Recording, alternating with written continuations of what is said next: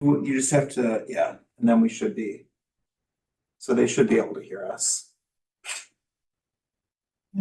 Great, And any remote participants hear yeah, us? Shrog, are you there? Can you hear us? He says I can hear. Oh, Yeah. great. All right. Sorry, I'll disappear now. Have a great meeting. Thanks. Thank you. Yeah. Thanks, Tim. Take care. Yeah. I'll look at this later. But this is the control. If you want to mute, unmute, change the camera and stuff. I can now. I can unmute. Yep, we can hear you now. Thank you. Just open or close? All right. Open. All right, so I think I have participants.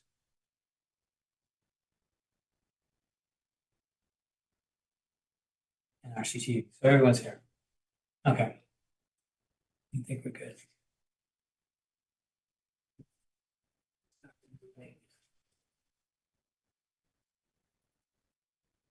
Hello, everyone. This is Chuck Tirone, Ratings Conservation Administrator. This meeting is being conducted in person and remote format consistent with Chapter 2 of the Acts of 2023, which further extends certain COVID-19 measures regarding remote participation in public meetings until June 30th, 2027.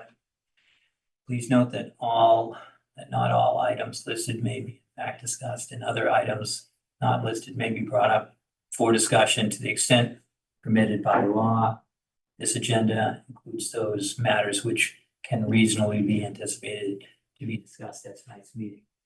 Note that this meeting is being recorded. All materials for this meeting are available at the Conservation Division page on the town website under Projects by Year. Brian Bowe, the Commission Chair, will facilitate this meeting. Please note that there will be a public comment period for each hearing, and each vote taken tonight will be conducted by a roll call. And Brian, can we start with the attendance and review the agenda, please? Okay, start with attendance. Trog, why don't you go first? Sure. Chirag Stalekar, member present. Walter Talbot, member present. Rick Keel, member present. Yes. Michelle, member present. Joe? Joseph Fleury, associate member present. Martha? Martha Moore, vice chair present. Brian Bowe, chair. Present. Okay, now review the agenda, which will take 30 seconds.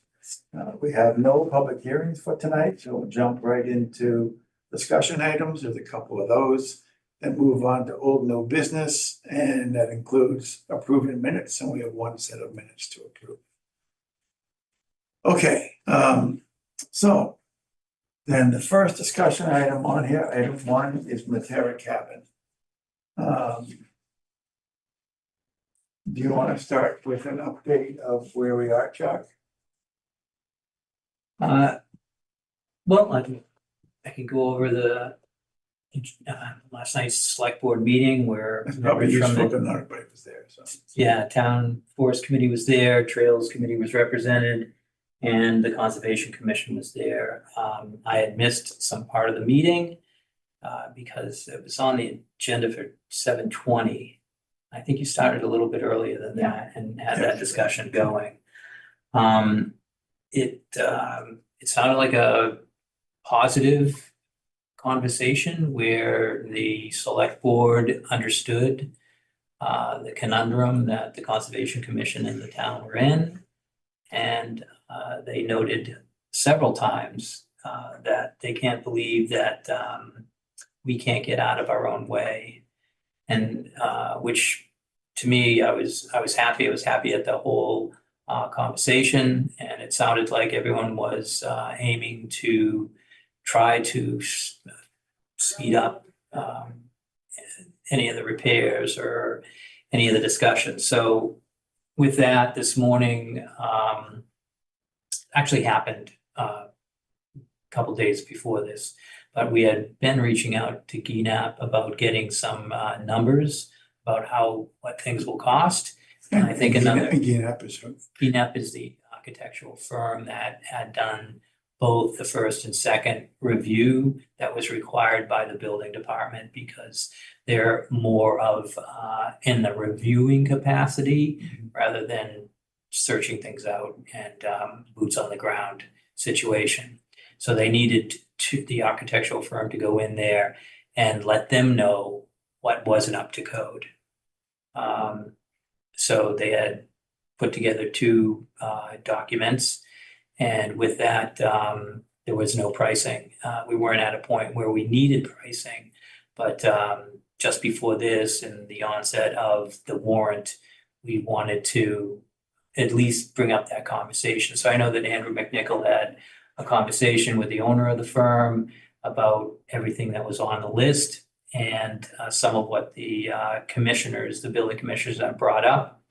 And we're asking now for a number from them, and hopefully we'll get that for the warrant. And Don't we also need, at the same time as a number, an itemized list of what's included in the number? yeah, I'm generalizing a bit. Okay. Of course, we'll get an itemized list on each one. I think that there's an opportunity for people to do different items that are on the list. There's the entranceway, there's the doorway, there's a handicap entrance, there's railing issues, access issues to the second floor baluster issues, all these. I mean, it's a quaint little house, but you know, it's not to code. And if anyone's driving past, they can't get in, they'll notice that the front baluster and railing is wider than 4 inches. And so that's against code. So anyways, that's one of the things that would be on someone's list to do. Now, some of these things are easy and a lot of people can do them that have even minimal skills. And so the hope was that myself and some people from town, some volunteers, possibly even some of the volunteers that come in over the summer could get some of the light work done, and the town wouldn't have to take on that money or that responsibility. We do need the list, we need the itemized list. Getting back to your question, yes. We're hoping DPW will help also. There's some pathway issues, not a lot, small section that could be addressed by the DPW. And then with that itemized list, we would know the number we're looking for the warrant and to get this place open. So. I mean, in the early days, there was some talk about different levels of occupancy. My understanding is that's now gone. What's being considered is getting it 40, whatever code that is, and that's the only consideration of them. Yeah, I think you could go for any level of occupancy you wanted, but it just keeps costing more and more money. I think some part of whatever the next level is may require an additional bathroom. So Right. we're not going that far. But what can we get up to that point? And so, and there's also a waiver where you could ask for a waiver for that second bathroom. So there's more to it than just, you know, we need a second bathroom to get above a certain number. We could ask for a waiver. And there was also there's something in the regulations about a building in use for over 10 years, some sort of grandfather clause. I don't know what happened to that. I don't know how to cite that source other than I remember it coming up in several conversations. And I don't think that's where we're going either. So we're just moving forward with the repairs. So overall, it was positive. I agree. It seemed like everybody was on board. Being on board is different than actually voting positive, one step at a time. They are hoping to get it to town meeting. April. I think is what they said. That's obviously close. So they're gonna have to take their next steps pretty quickly. Yeah. I think And then- Jane was, the select board had asked Jane to follow through with that. And so, you know, lots happened in town hall today and I think Jane was busy. I didn't see her once, but I know that this was a request by the select board.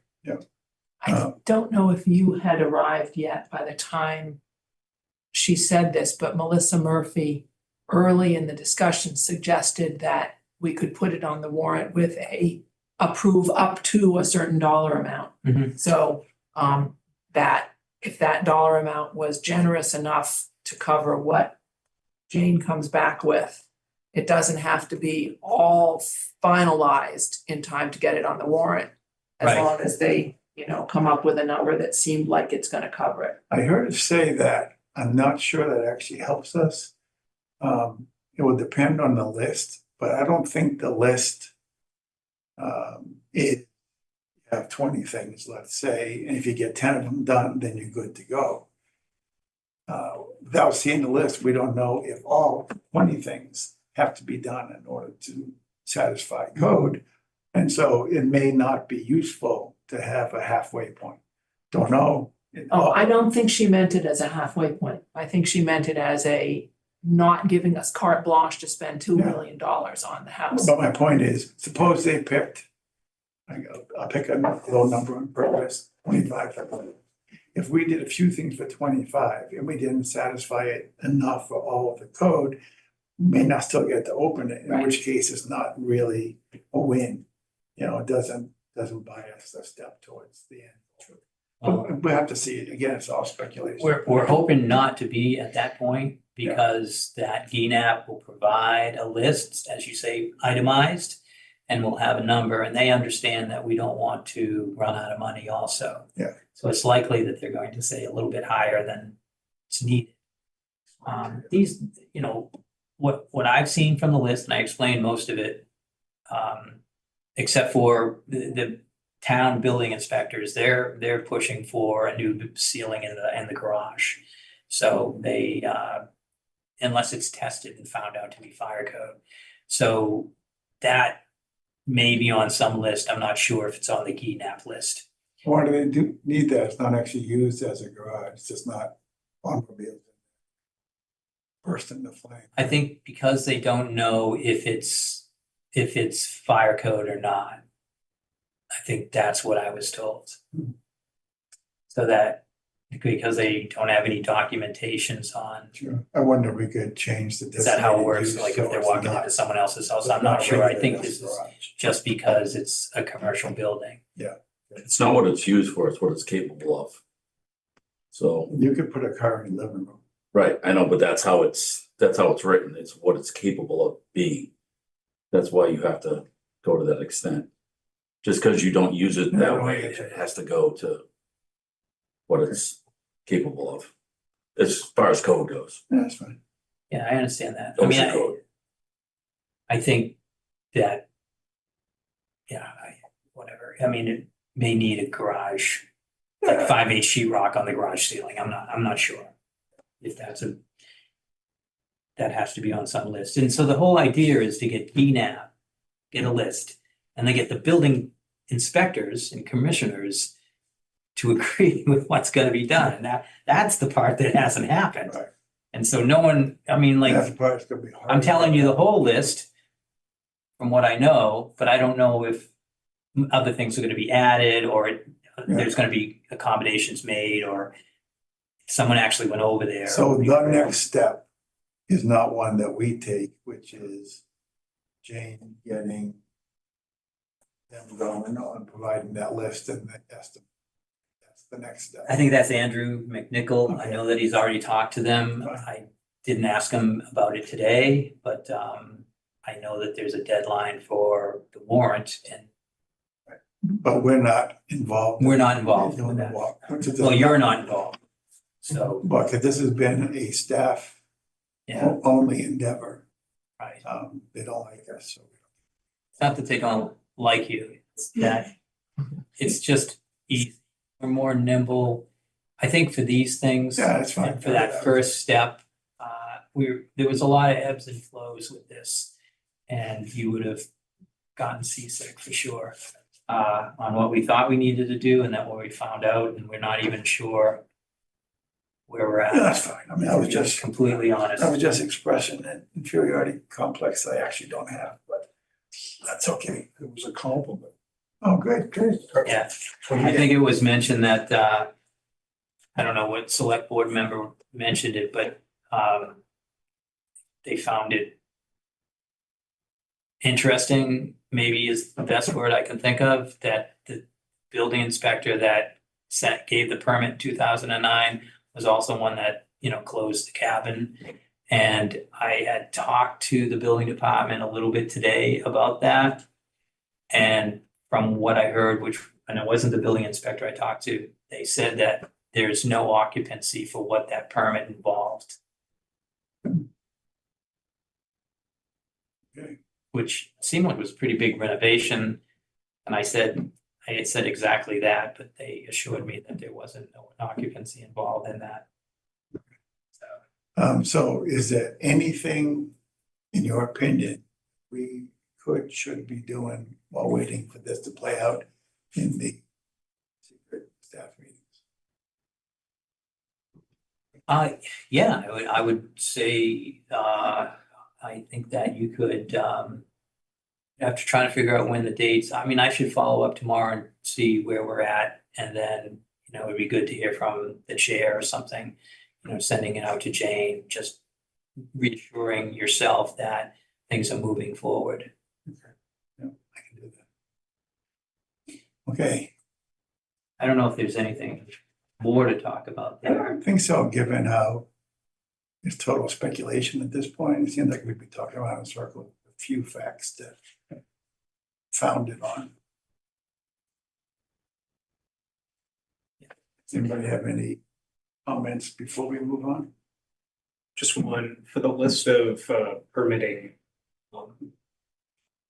activities that would eventually go on the town warrant. Is there anything that is not necessarily associated with granting the occupancy permit that also needs to be upgraded at Matera for ease of use or its current usage prior to it being closed? So effectively, as that budget is being formulated, is there any improvements that would be needed that aren't necessarily tied directly to? Should we consider? Yeah, was it 1940 something when the cabin was built? I think you could do more improvements every day of the week over there. But it was a building that was operating fine for what we used it for, in September. And I think other than a wish list of how to make it better by like room size and things like that, and a large refrigerator, maybe, coat of paint, stuff like that. I don't think there's anything that's really needed. I think needed is the word. I can think of things that would be nice to have, but. Yeah, I think there's nice to have things, Yeah. nothing needed. So just also remember that the building is being taken care of by facility, so we won't be talking about plumbing, heating, lighting. Those are all issues that generally And takes care speaking of of. lighting, did you get an answer to why the lights are on? No, I The actually outside lights. didn't. I mean, several times in the past few weeks, when either I've gone by or my wife has gone by, it's, the outside lights are all lit up. And I don't know who started that. I don't know, are they motion controlled and they go on for a while and go off? I don't know. It's different to look over and see the bright lights of the city. So I just would like to know if they're spending money on electricity that we don't have. I'll reach out to Joe Huggins tomorrow and ask him. Okay. So then moving on, the next item is an update on the budget. Rick, do you want to kick that off? Well, so Joe, Chirac, and myself, and with the help of Chuck, have been working on the budget for the 2027 and whether or not we want this. And then I think Chuck highlights the importance with the summary that he gave us of having a standalone operating budget and or adding it to an existing budget. He highlights a lot of this because the importance of preserving the 1,000 or so acres of land that the town owns, and ensuring that these assets remain protected for the long term. These are requests that the conservation makes repeatedly to the select board. Nothing is guaranteed, like the grants and all the in-kind contributions from the DPW, volunteers. But at the end of the day, I think the question is, with all the cuts and the potential overrides that we're seeing, I listened to the CPA meeting and they talked about timing. This whole world is about timing. Is it the right time to go and go to the town for a spring warrant? Or is it better to add this to an existing budget? I just don't know that process. And I'm trying to get a feel of how you guys think. I think when you look at the last 3 fiscal years for everybody is July to the end of June. We've gotten our $5,000 from the select board. We see the unpredictable earmarks from the state for the community garden expansion. That made up for a majority of that annual income that the conservation or the town received. So it is there. It's not like we're asking for more. This is something that we've already been asking. We're just looking to formalize it in the budget, whether it's now or in the future.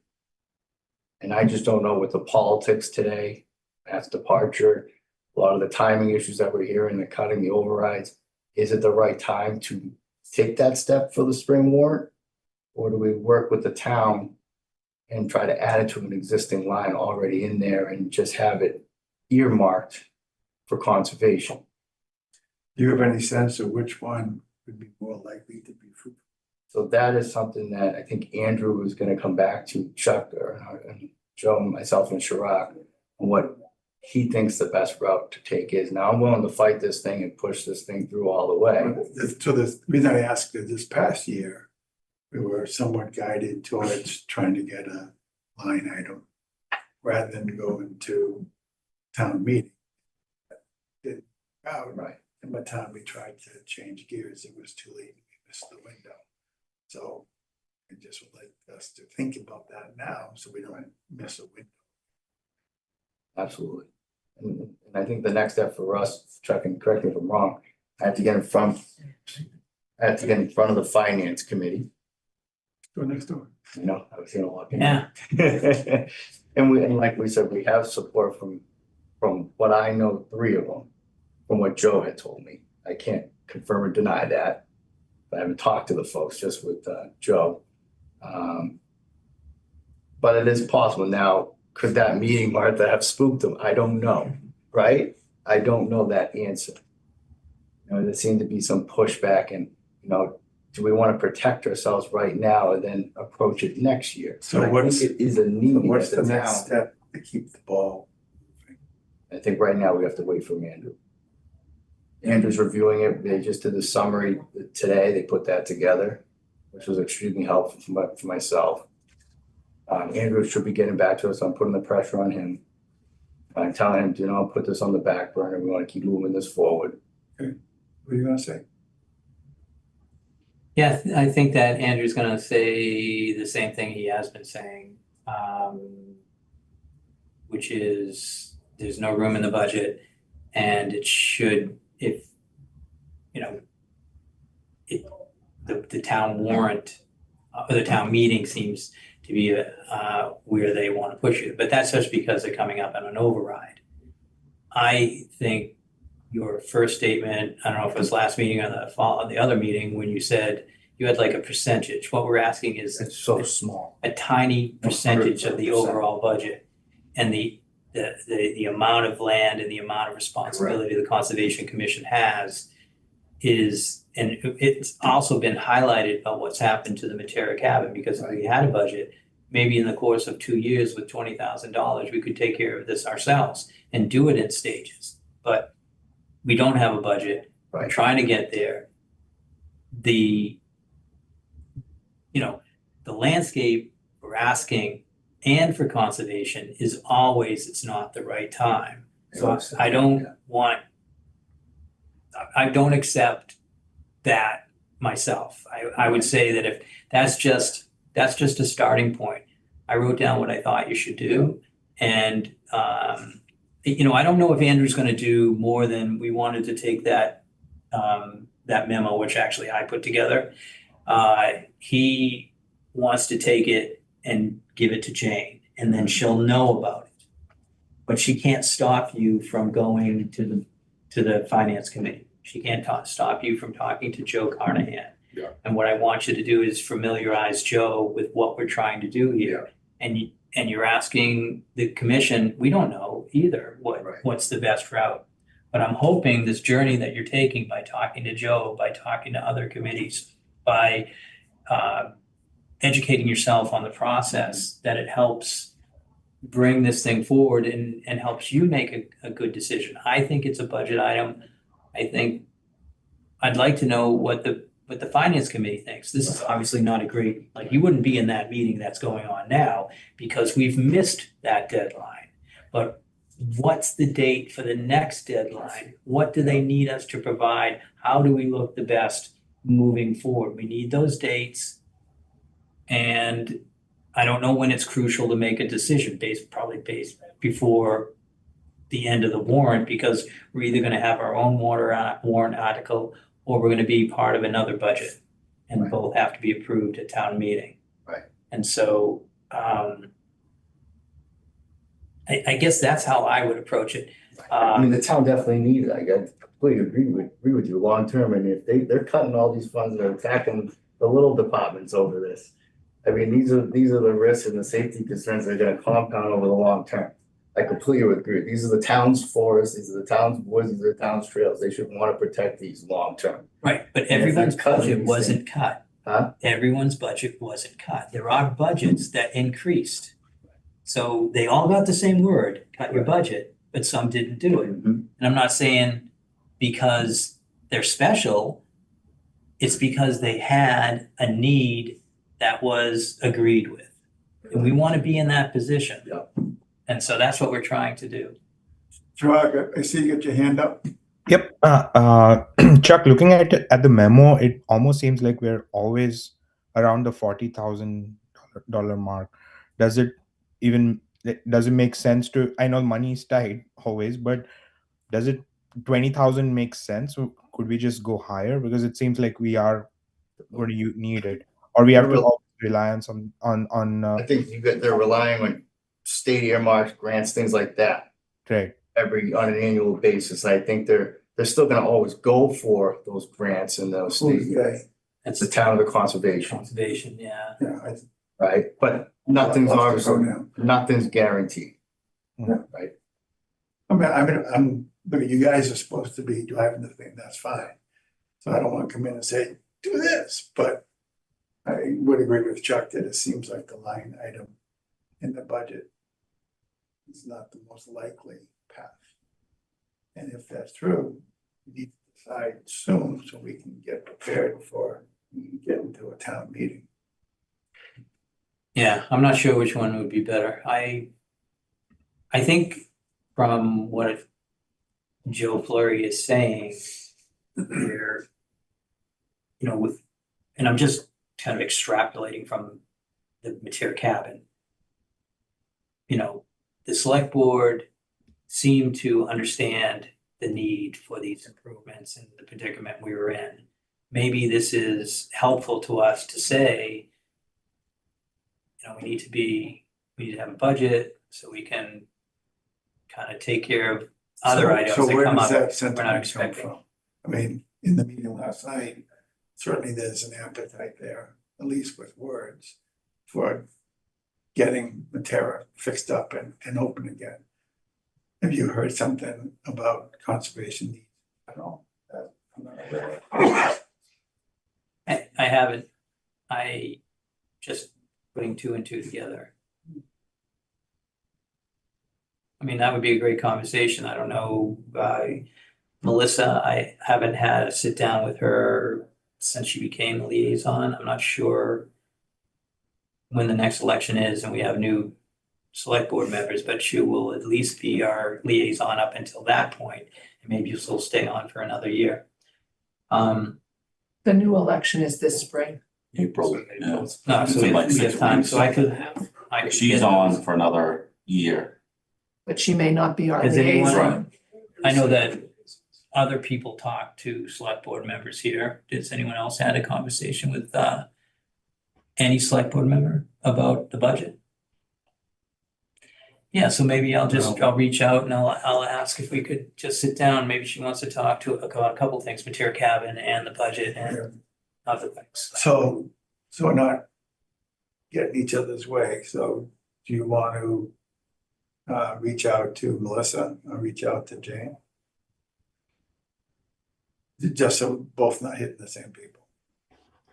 Yeah, I mean, Jane's gonna, yeah, sure. Conversation.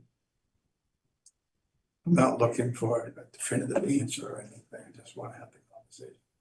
Yeah, I think Jane's part of the process through Andrew. And where Andrew's gonna deliver our request to be part of the budget Okay, to Jane. so this, I'm fully aware that this is recorded and others may hear it.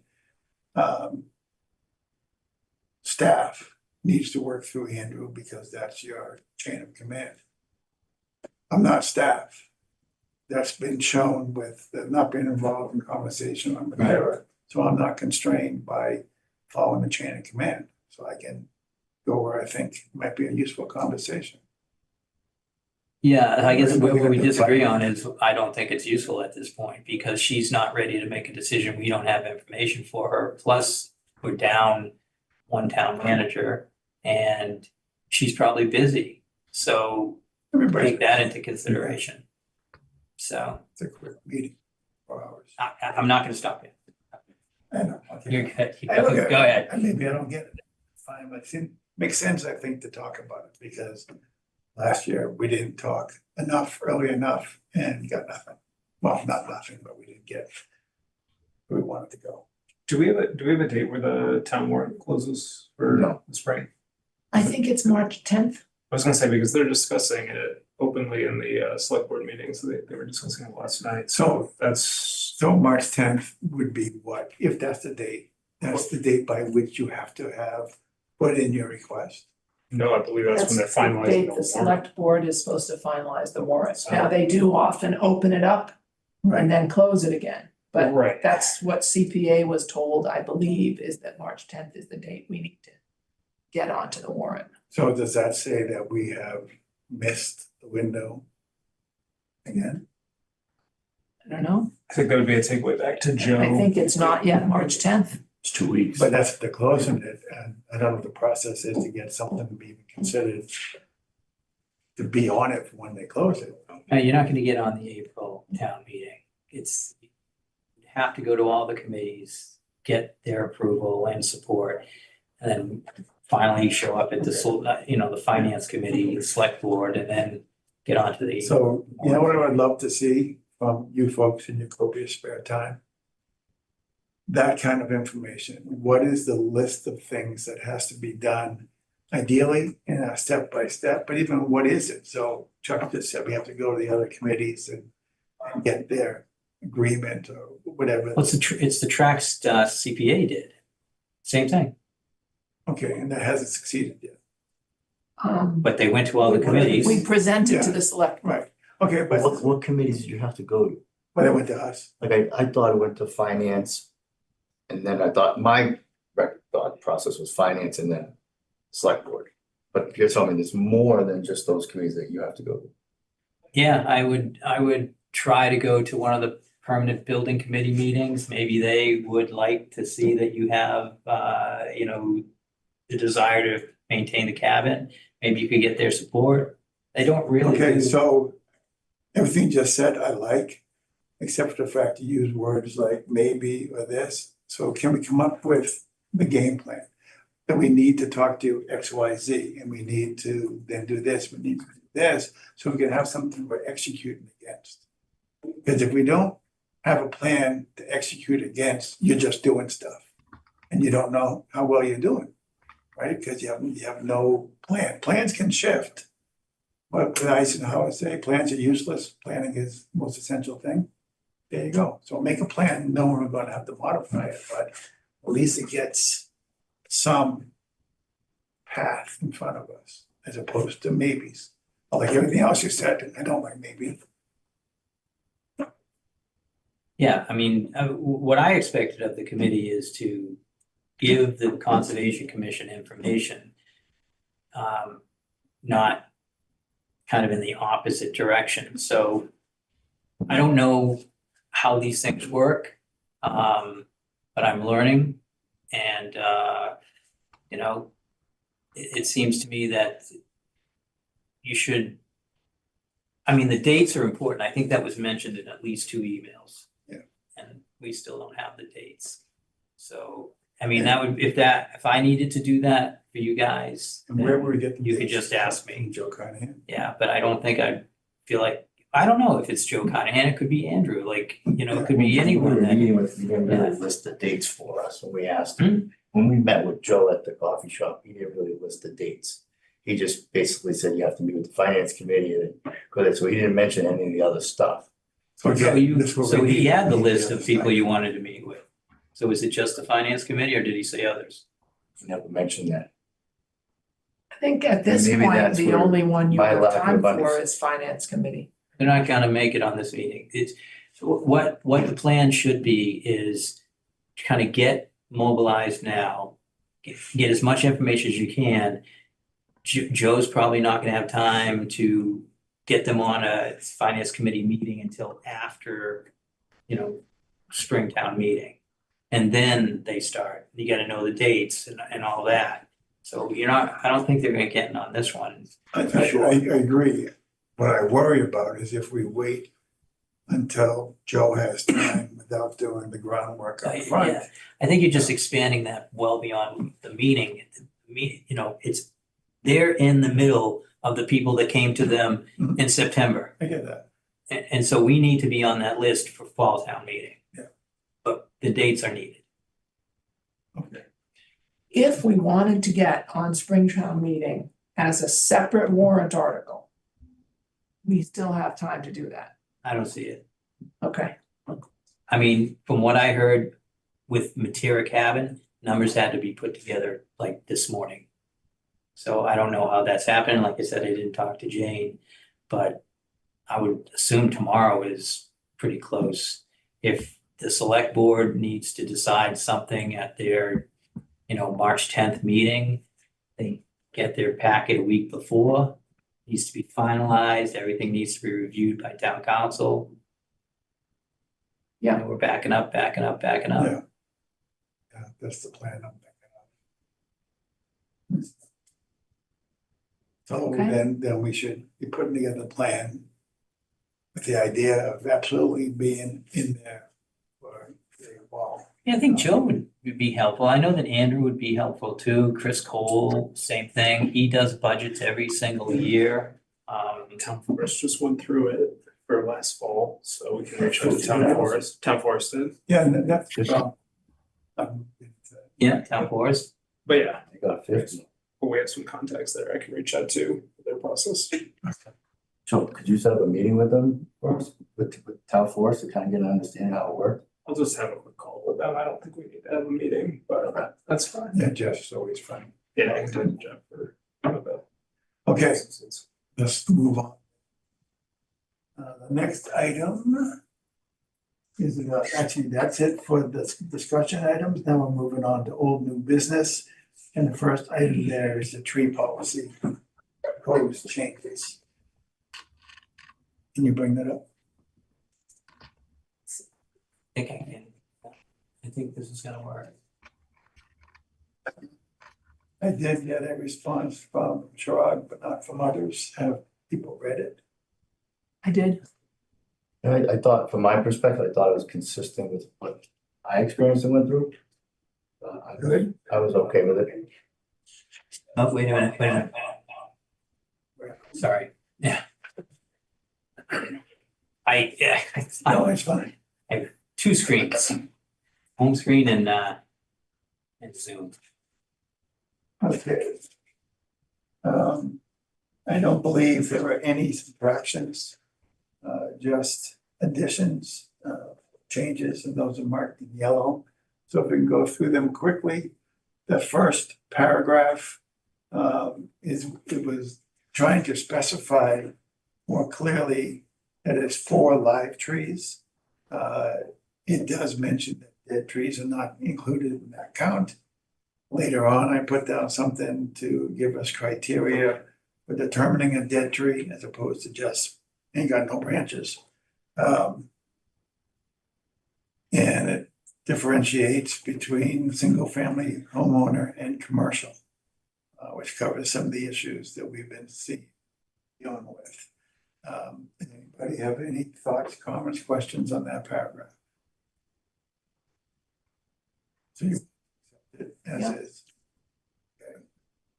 Then the next paragraph, the yellow places, some of them were just cleaning up typos that were in there from before. So I think we wanted to change the name of the fund to say Reading's Conservation Commission Fund.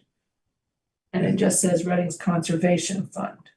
is that the name you want to use, Chuck? Yeah, Is that Okay, what is it? well, it's, yeah, I did send it out in an email. Yeah, and I thought that's what I put in here, that's why. Is that in replace of the shade tree fund? Absolutely. So that's income for us, So we did. Yeah, It's a tool for us. tool for us. Nobody on It's vacation. not Kind of, are you treating almost it's kind of like only the garden tree rental? specific. Gotcha.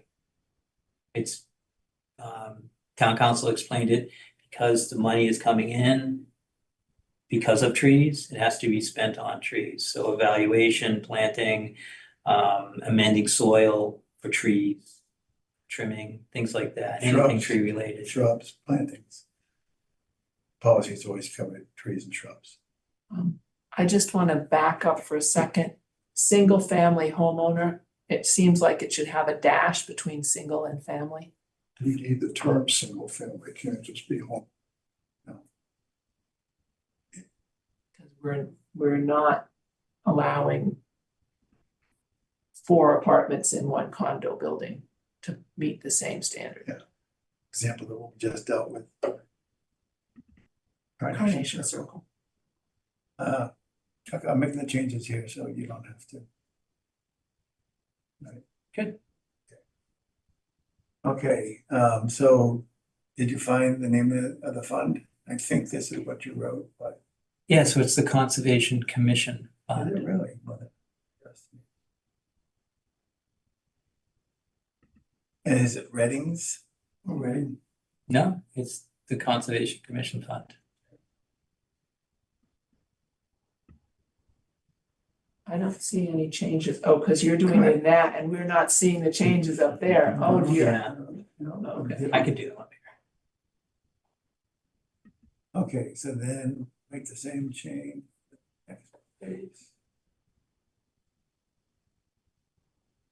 So after voluntary, it should say Conservation Commission. Yeah, I did that one just now, okay. Moving down then under item 2, in the replacement tree. That was just a misspelling, so I fixed the It's misspelling. voluntary, does that mean I donate $5,000 and I can't do it?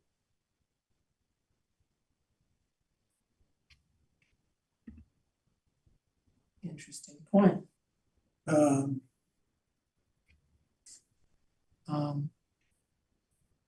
You're back This up, Chuck. minimum and maximum is as related to the trees. If they take down 4 trees, they still only have to pay $500. I guess the term voluntary throws me. I don't think it is voluntary. Yeah. It wasn't voluntary to me.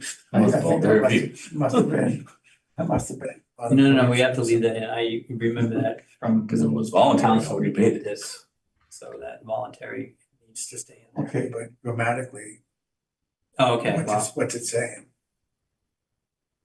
well, that's, Okay, so it needs to say, Well, it's voluntary because your other option is to plant that many trees. no, I get it. The problem is, the is part of the name of the fund. And so it says voluntary, then the fund name, which includes the. So it's grammatically correct, but awkward. How about voluntary contributions to Yeah. the, Yeah, exactly. about a voluntary contribution. no. Cause it needs to be plural because of the minimum, maximum thing. Yeah. Okay. Then moving down, planting, that was a misspelling. Then the date, which is today's date.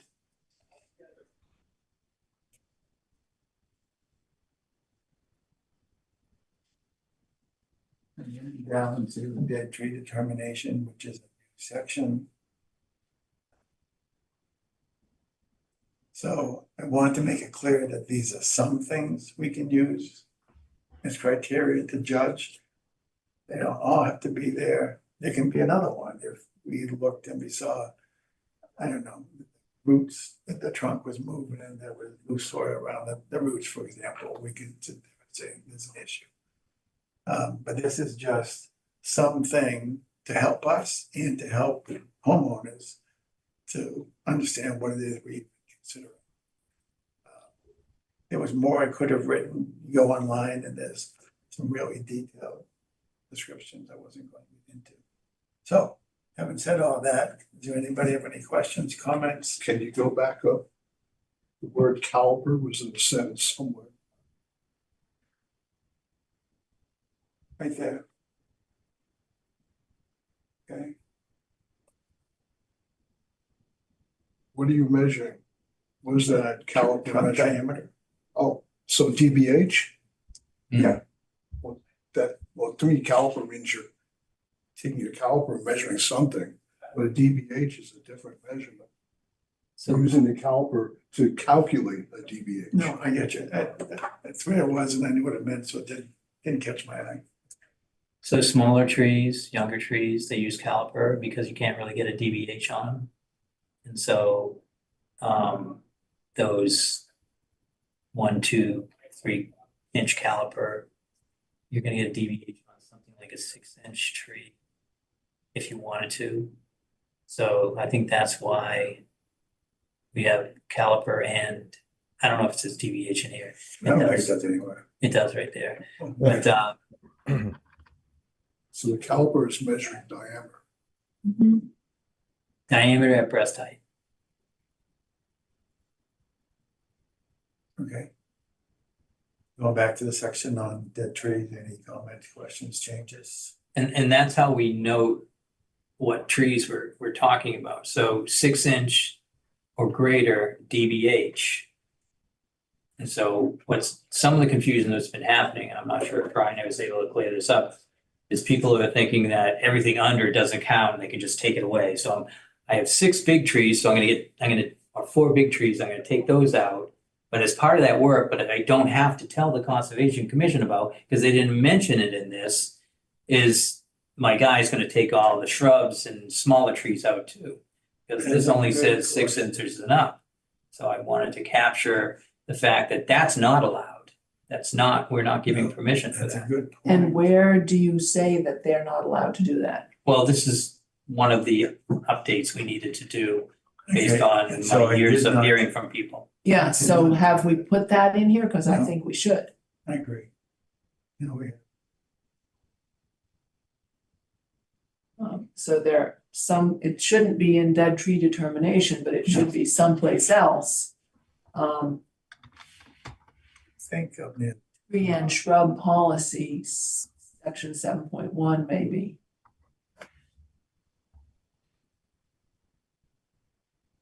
oh, there it is, item 2. I think is where it should go. A tree 6 inches or greater in caliber that is cut. Okay. That's the snags.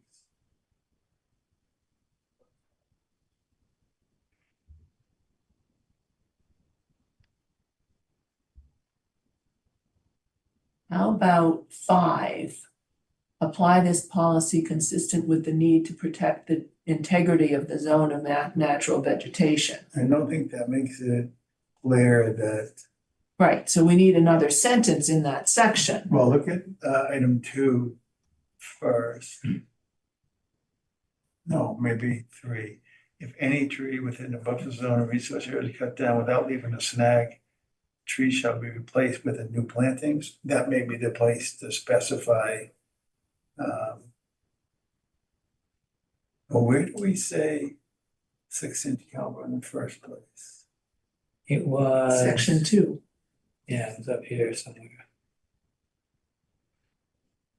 Section 2? What do you mean, the standard replacement on trees? Number 2, a tree 6 inches or greater that is cut, blah, blah, blah. Yeah, but that's talking about snags. Oh, caliber. I don't know where you're at. Go up a little bit. More. It's just Oh, kind of yeah, right two, there. yeah, two, never mind, right. So that's, that little number 2 item is talking about snags, so it's not talking about regulating cutting trees in general. So maybe we need item 6. And item 6 specifically says permission to cut up to 4 trees does not include permission to clear cut the shrub layer. Right, so I will say that in the section up above, where we made the changes, it says up to 4 live trees. It doesn't say greater, so it's 4 live trees, period.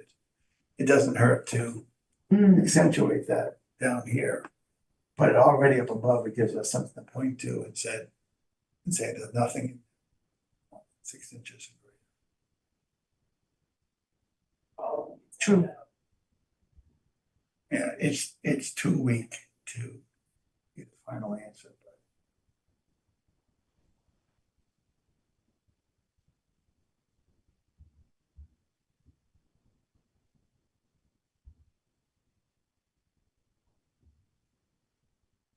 Well, So if we don't say anywhere that 6 inches is a magic number, then it's not in here for somebody to point to and to say, but the policy says 6 inches, right? Why don't we keep going with what you've corrected and then That's just it. come back with the additions that need to be We were all through. in the We were next all meeting. through it. Nothing Because I think it's an important point that we want to pick up, especially since we've had some issues with that. Yeah. I mean, even just quite simply, as one of our past commissioners used to say, just put it in plain language. This does not include anything else, shrubs, underbrush, wholesale clearing. You're given permission for the trees only to remove. I don't know. But you could also, if it is coming up, it has to be addressed. I don't know how it's gonna get worked No, in that's there. a good point. I mean, some of these other things, down here, like the dead tree determination. My determination is if I walk out there and the tree is missing bark, that's dead. And so I was very adamant about that. Most people had trees that were alive. What you're giving this explanation and you're saying discolored leaves. I don't want to get into arguments with people. I would like it to be more cut and dry. Then someone So I telling me that started the leaves out are with- I miscolored. started out with less, and then I added more.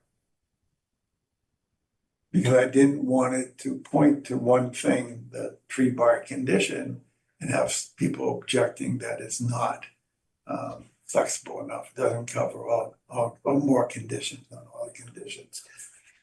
Yeah, May include but not limited to. no, we don't want to do that. Yeah. Well, It's, so I'm not really dealing with homeowners either. I'm dealing with tree companies and they're not, they're not gonna back down. So we But need you some, think they would disagree with this I think it's too characterization? much. I mean, so miscolored leaves. Missing or discolored leaves. So that could talk about, so if a tree has crown decay or a leader is dead and that's, for me, that's not dead. That's going to die. Which is why I say maybe dead or dying. So what I'm trying to say are, these are signs of a tree in bad shape or already dead. And what it does, it allows us to say, here's an issue, it or it will die, to have that conversation. I think if we just ignore other signs of tree problems, I think we're opening up for different arguments.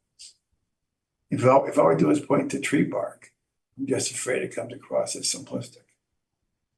It should be. We want every I tree think- replaced. We Yeah. don't want people to say there's some issues and you have to look hard to find them. And then we're losing leaves up top, or, you know, some of these branches are brittle. We still want a replacement.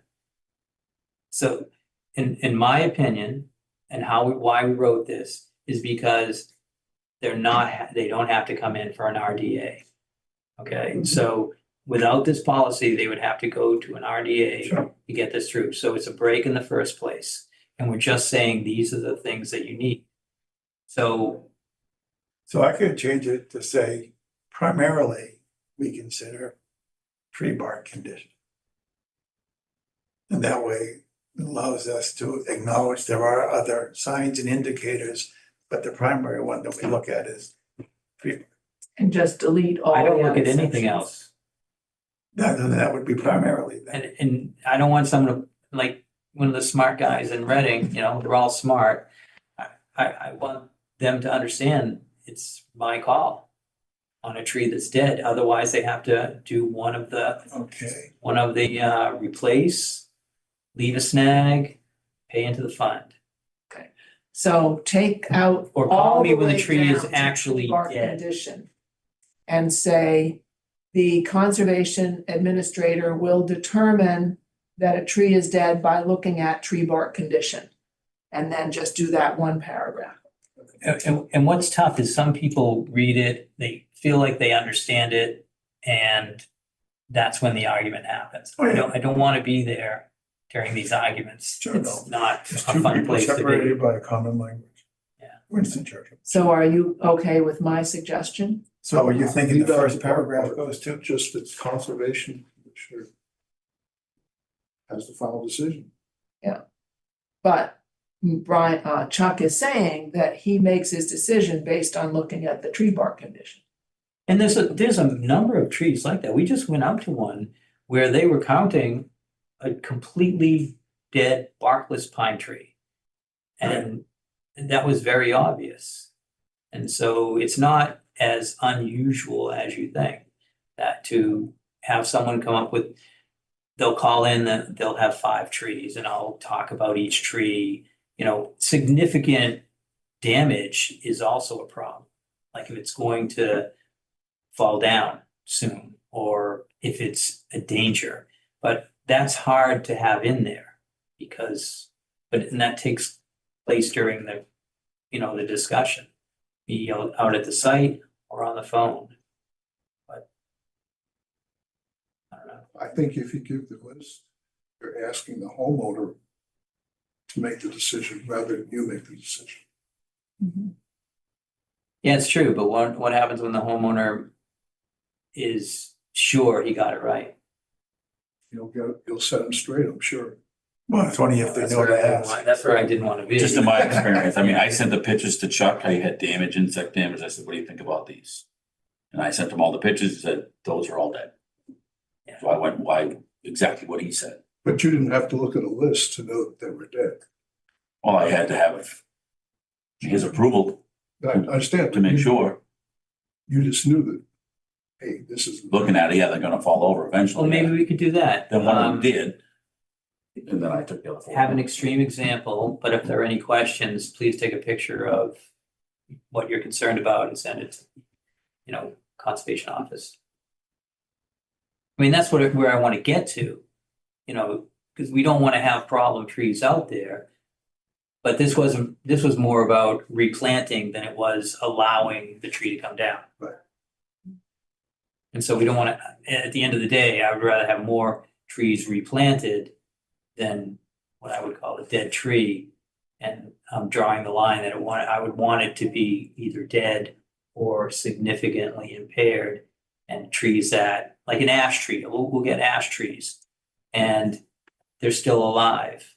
And is that going to die in the next year or the next 3 years? I'm not sure, but it is an ash tree.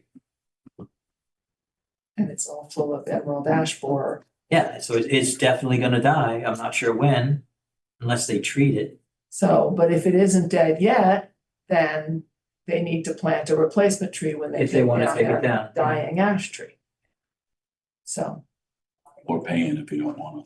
right, I mean, everything stands on its own. I mean, I go out there, that ash tree that looks alive could have 5 or 10 next to it that are completely dead, so you're not gonna let this one go for another 3 years, you know it's gonna turn quickly. So but generally speaking, can't be a list of items.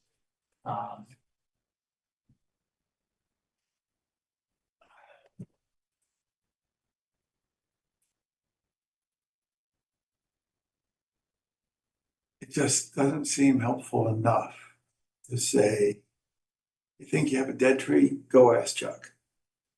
I don't know how often that would happen. I don't know if you're biting off more than you want to chew. Are you gonna get 55? I don't know. Well, I know that, what I said, and I can repeat it, it's not a great position to be in when someone has a lot of options and they believe they qualify. Yeah. It's tough. So what do you think the trigger is to make them call you or send a picture? I mean, what's gonna make them wonder in the first place? Most So- people aren't gonna ask, they're just gonna do it. So this was, They're not gonna ask, you Yeah, know. this was just gonna working. happen. Or they'll ask the tree company. Right, And the exactly. arborist. But most people are just gonna have it done. So what I It's gonna be changed after it the fact. to is we're trying to avoid. Right, Still but in dead general, tree I mean, I know determination. better the because the conservation situation I'm in, administrator but shall make the most people final are just gonna have it done, determination. they're not gonna know Primarily, better. he rely The on tree tree bark companies are conditions. supposed to know A better. homeowner may send a photo of the tree or trees in question to ask for determination. It doesn't get into any of the, yeah, plus we're not gonna finalize this tonight, so we can all look at it between meetings. We have to add some other stuff. I mean, I think that's a good placeholder. I'm not sure I would phrase it that way. Tree bark condition, I'm not sure is very, I don't know, conservation view specific. Tree bark condition. Visual, I don't know. We'll come up with something that works. so I will leave this modified text in here. All right, so I've made a few other changes. It sounds like there's gonna be another round. Are we down to hazard trees or? No. Oh, Yeah, we are. I didn't make any change. so a hazard tree could also, I mean, I think that was the original dead tree, hazard trees. Yeah, although in my time on it, it's been more trees leaning. You know, ones where you have insect activity, what have you, but. So do we want to make it clear that dead trees are incorporated into the hazard tree section, add some text there? What does it say about hazard trees?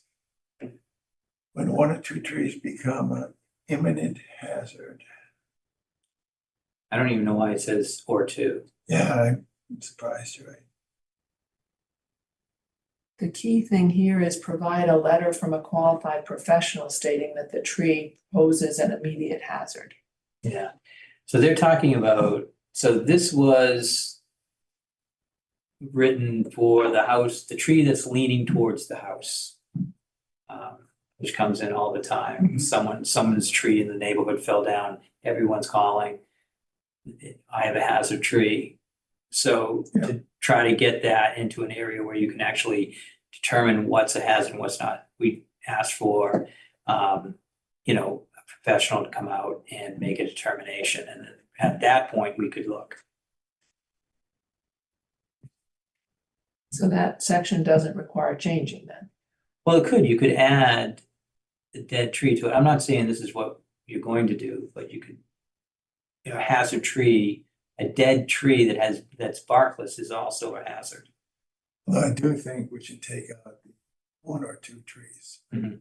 And it should just be trees.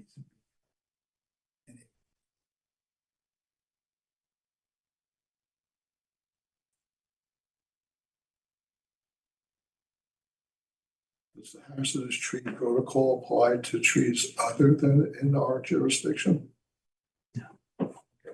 All trees under this policy are within our jurisdiction. Oh, And it says right below that, resource area or within 100 feet. So in a wetland or in the buffer zone or within the 200-foot riverfront. So in my house, if I have a hazardous tree, it doesn't apply. Right, yeah. I mean, Unless that's, you make your own wetland. and that comes up a lot. Someone want a lot of work done on the property, but only 2 or 3 trees are within the buffer zone.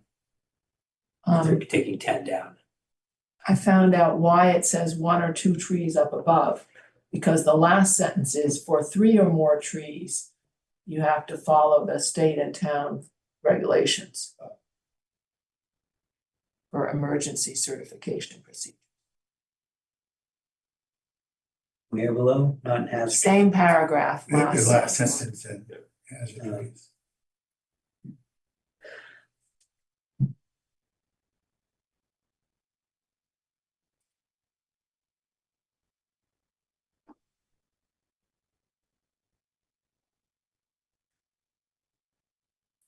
Not really. So if 3 trees were a hazard,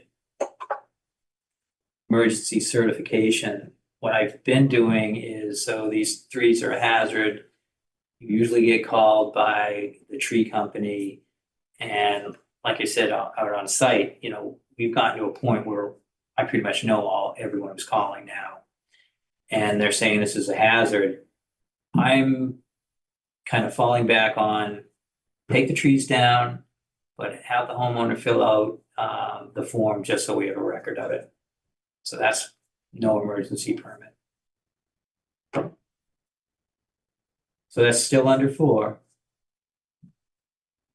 I know it says 3 or more, but hazard trees, if there were 10 hazard trees, they would all come down. And would they have to replant some and or pay into the tree fund? Yeah. So if it's a hazard tree, it's a freebie. Yeah. And obviously with something like that, what I've been doing, because you two are very available, you've been called out to say, hey, this site, they want 10 trees down, they're all supposed to be hazards, let's go and check it out. And so that's what's happened. But if I had a group that was working and didn't have time during the day, I can't have hazard trees that's been called out by a professional. And I agree with, sitting out there.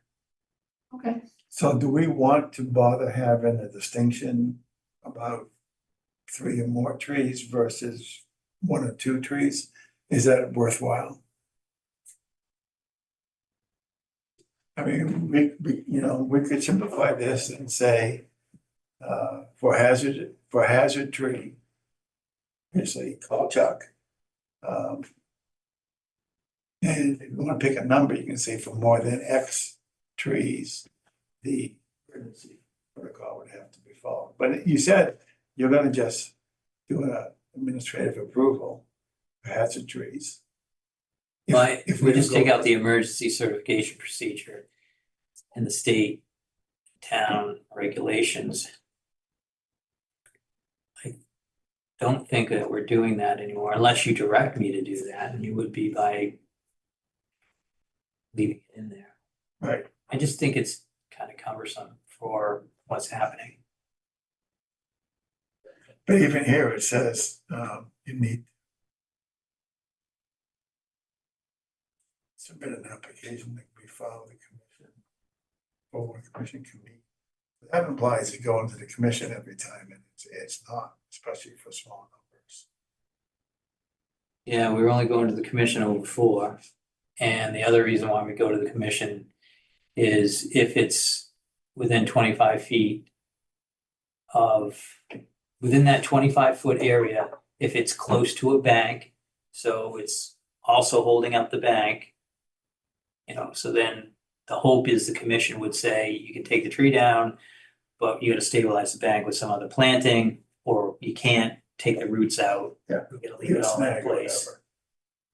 So, But I don't want to try and put that kind of detail into here. It almost feels like it should be for fewer than 4 trees, contact the conservation administrator. In a situation with more than 4 trees, it would have to go to the commission via this process. But it would still go through Chuck though, for 4 more trees. So like that determination, that path would. Well, I think what we would be saying, if we went along with that, is to say 4 more, it would go through Chuck, but he would take it to the commission. Correct. Where we would talk about whether it's a simple tree removal, doesn't need to be an RDA or something else. It's still just gonna. But is that worth having that distinction, or do you Right. want to handle all trees the same? oh no, so the point of that isn't that I'm doing 2 separate trips to the commission.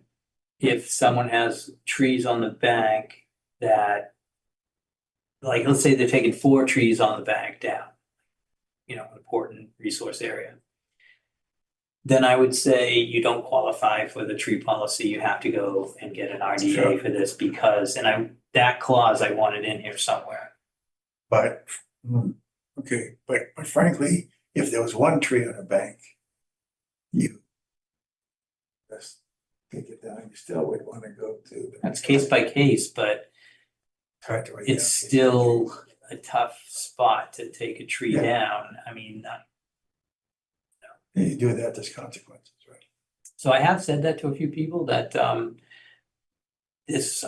not comfortable. I feel like the commission should look at this and get an opinion. You can put in an RDA or come to the meeting and talk to them about it So why don't I change it to say, at the discretion. hazard trees ordered, whatever, to the administrator. In some cases, depending on environmental wetland consequences, we will then bring it to the commission. So you're always the first step. In some cases, you may decide to take it to the commission. Yeah, I mean, it sounds like you're going to be updating a lot and maybe you're gonna have to send it out to the commission. and No, I am going to get to send it work out on again, Yeah, if only for the dead tree determination, no. So yeah. I just want to make sure I understand what I'm trying to write before I say, good, I'll write it up. I think there's a lot, it's hard to think about where we want to put things. I also thought when you were saying that maybe that no matter where people stand to have, whether they have 4 trees or less, or a tree on the bank, or some of them are dead, it's always up to the conservation administrator whether this is a tree policy or you have to get an RDA, and that would take care of the trees on the bank. I would be fine with that, basically saying it's in administrators. It's up to the administrator's discretion to either determine it himself or bring it to commission. And just let it go at that. Without getting into, in this case or that case, or possibly with this, you basically use your judgment. And in some cases, you would bring it downstairs, upstairs, whatever. In others, you would say, okay, do this.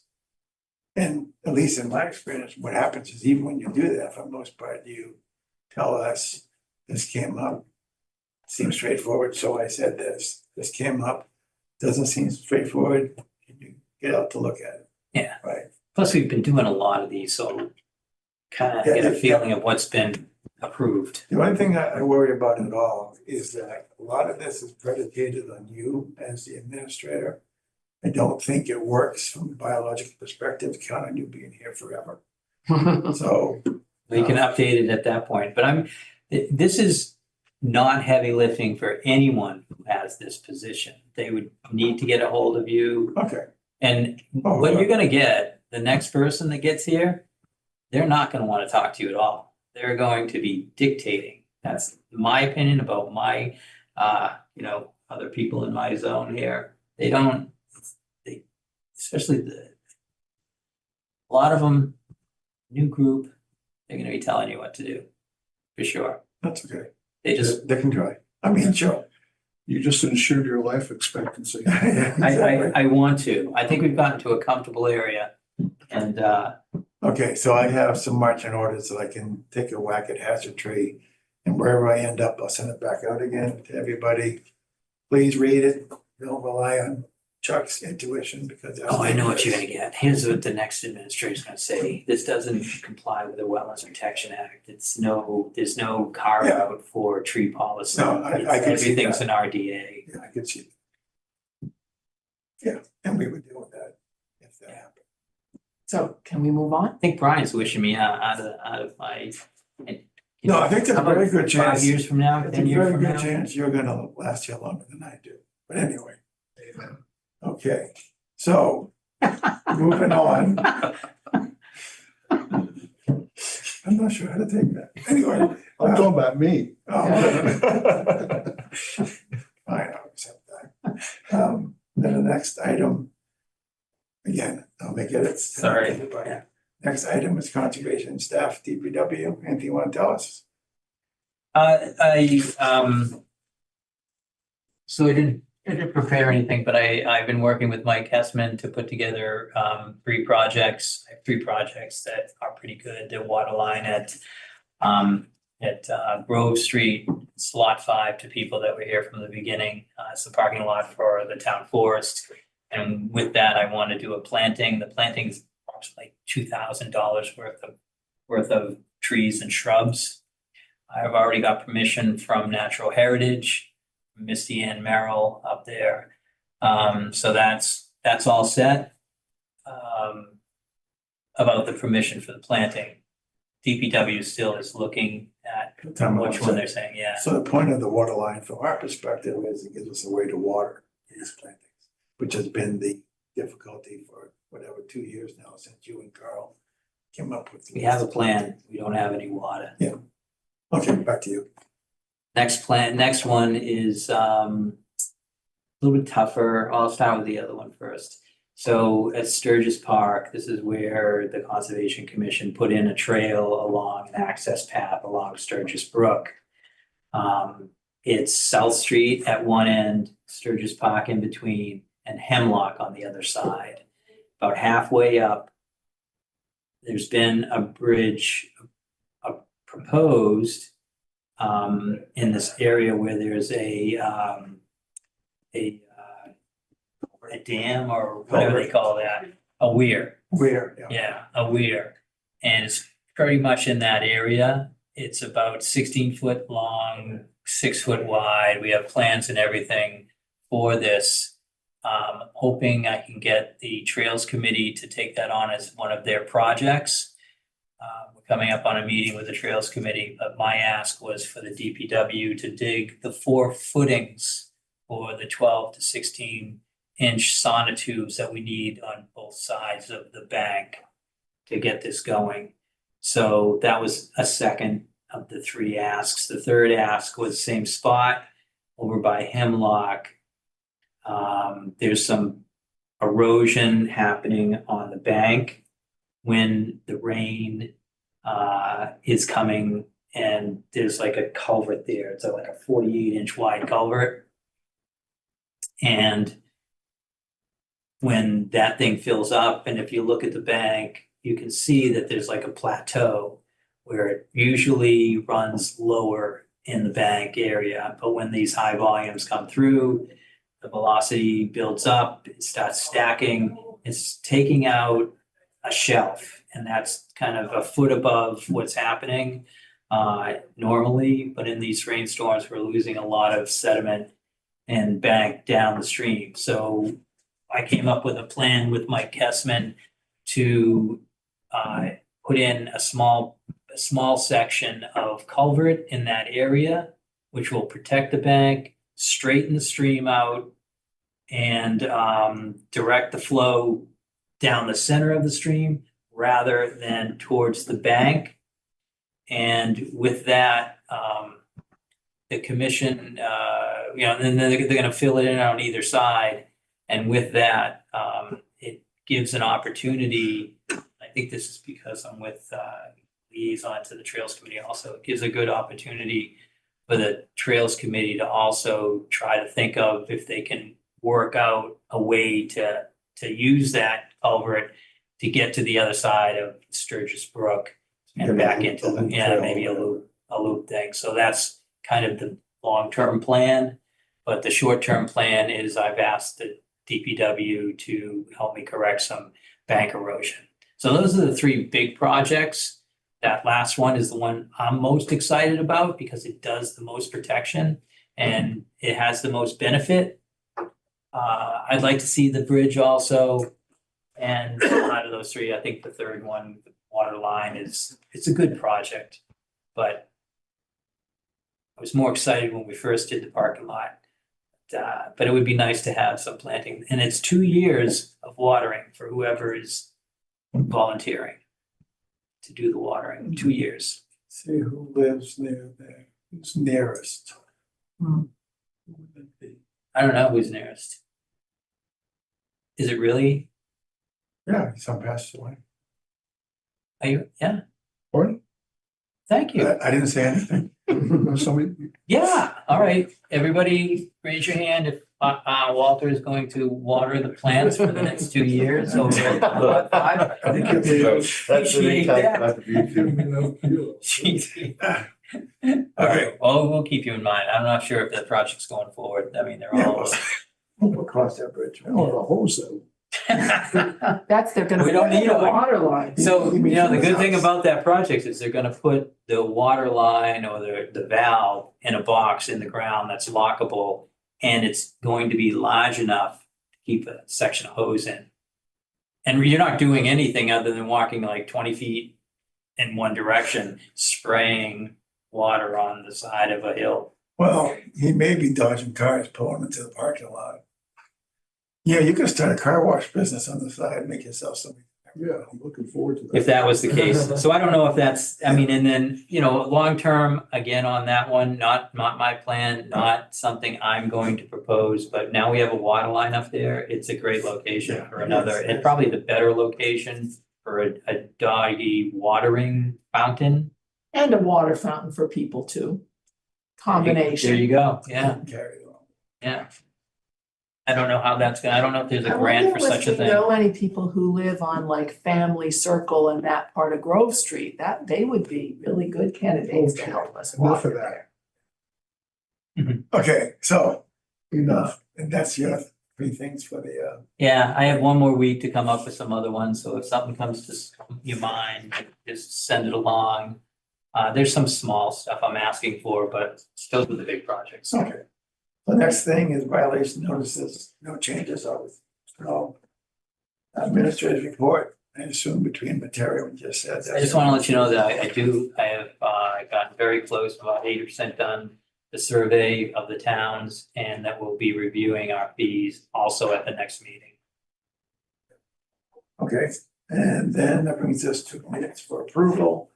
The only one I think we can approve is the first one, October 8th. Yeah, this came out recently. Can I have a motion to approve the minutes for October 8th? I move to approve the minutes for October 8th as amended. I second. Oh, sorry. Go ahead. I second and vote in favor. Chirag Stalekar. Walter Toppin's in favor. Rick Keo in favor. To Michelle in favor. Martha Moore in favor. Brian Bowe in favor. Sorry, I was waiting for Joe. I know. We're always waiting for that. Eventually. Bad touch. Okay, and that is it. I move to adjourn at 8:29. Walter Toppin seconds. All right. All in favor? Raise your hands. Okay, aye. Good. Good night. Get out of here. Okay, bye. Bye. Sure, we'll see you. I had to look up and see which one Sturgis Park was. I mean, I get involved too. Sturgis's No, this is lot 5. on the west